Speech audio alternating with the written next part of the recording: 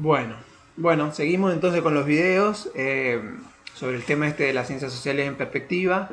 Este es el video número 2.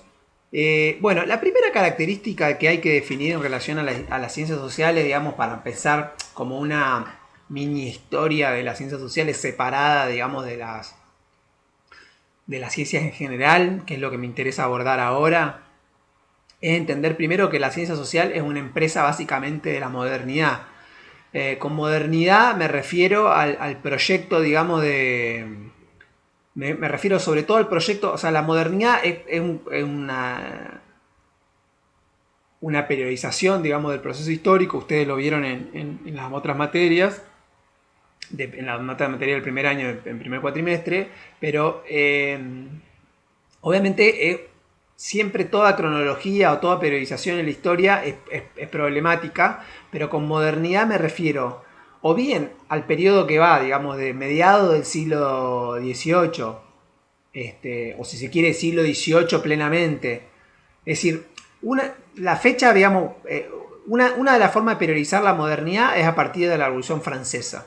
Perdón, a partir de la Revolución a partir de la Revolución Científica, es decir, años 1600 para adelante, más o menos.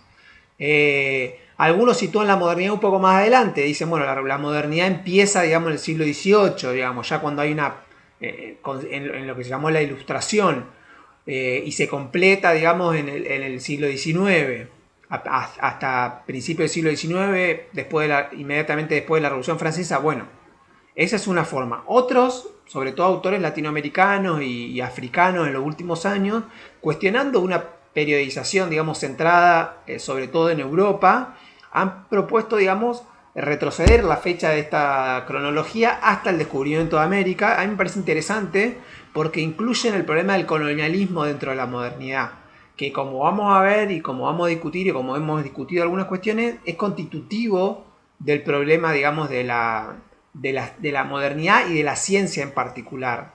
Entonces no me parece mal tampoco esta propuesta de incluir, hacer retroceder la modernidad hasta el siglo XVI, digamos, o sea, hasta el año 1500.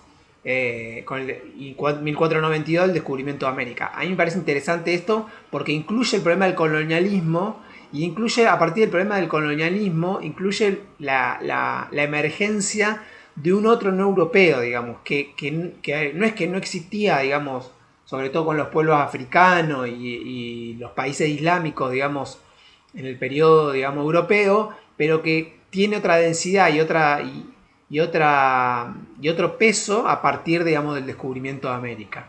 Entonces ahí me parece que hay algo muy interesante, digamos, para pensarlo. Independientemente de lo cual, cualquiera de esas periodizaciones son buenas, digamos.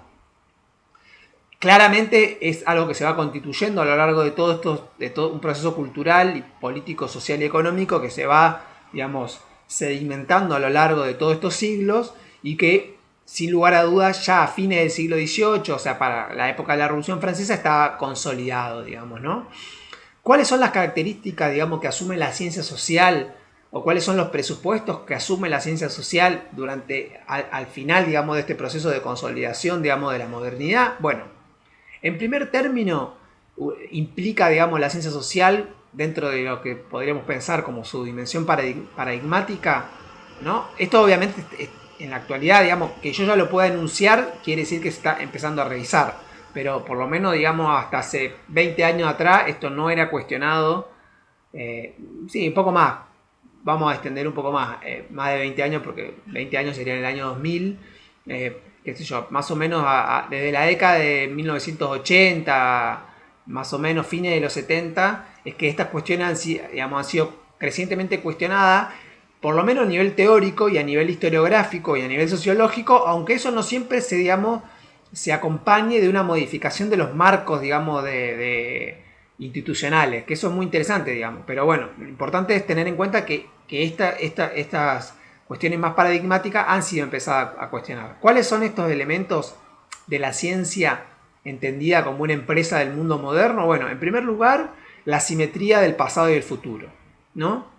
Esta simetría, digamos, en donde el pasado aparece como un antecedente de lo que se va a realizando en el futuro. Esto no solamente, esta simetría no solamente es social, en el sentido de que el tiempo social es considerado como un tiempo homogéneo del cual venimos y hacia a dónde nos dirigimos, sino también que es constitutivo de nuestra propia identidad personal. O sea, nuestras biografías individuales están construidas de esta manera. Están construidas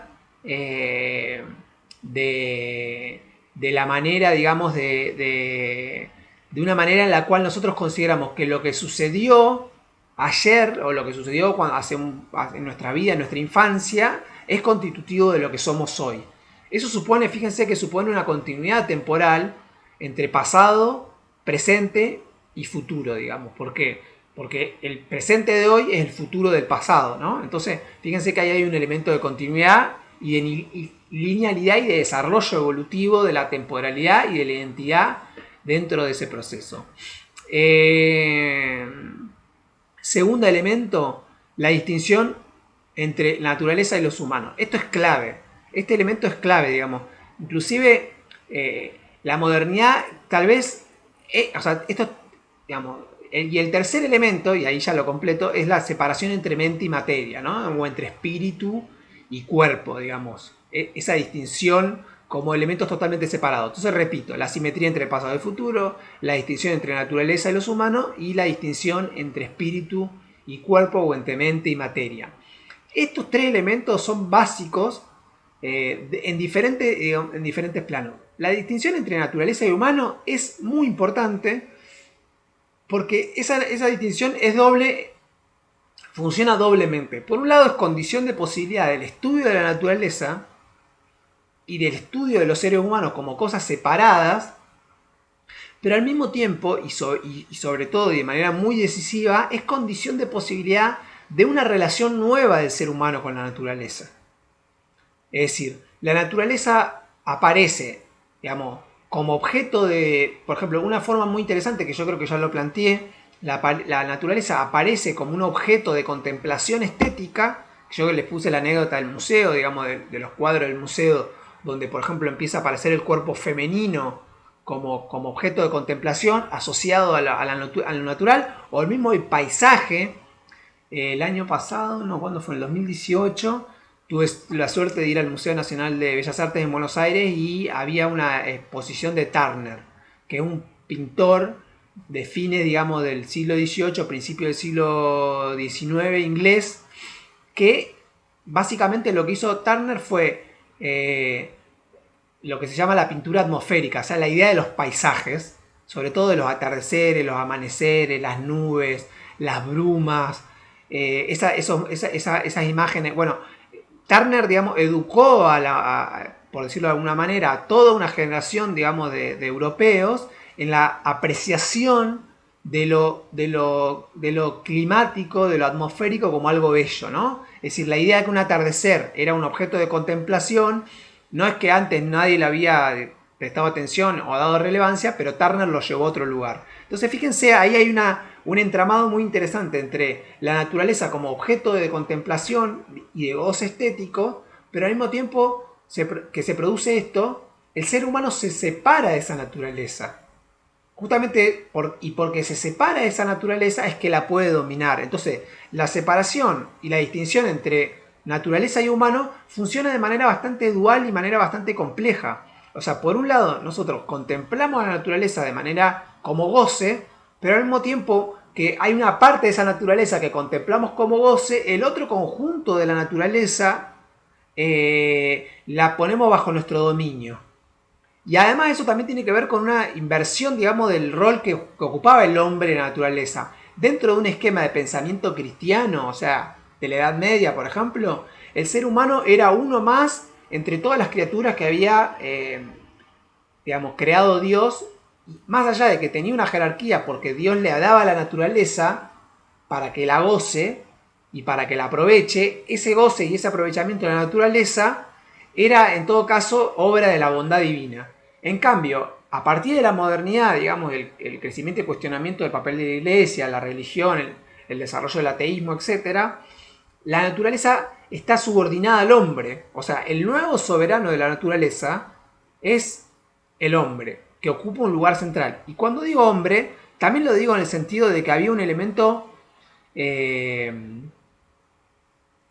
patriarcal, digamos, porque no es el hombre en igualdad con las mujeres, sino que al mismo tiempo era el hombre en desigualdad con las mujeres. Y hay, no solamente en desigualdad con las mujeres, sino con aquellos otros hombres que no eran considerados humanos, o sea, los no europeos, ¿no? Entonces, fíjense que, digamos, la naturaleza y hombre implica la soberanía de un tipo de humanidad, o sea, la humanidad europea y la humanidad masculina que domina el conjunto, digamos, de la historia y se vuelve sujeto de la historia, desplazando a Dios y ubicándose, ubicando a la naturaleza como objeto de contemplación, pero también como objeto, cuando vos lo ubicás a alguien como objeto de contemplación, fíjense que la palabra objeto, o sea, en esa objetivación donde yo ubico a eso como objeto, también la domino, digamos, y la pongo en un lugar de cosa.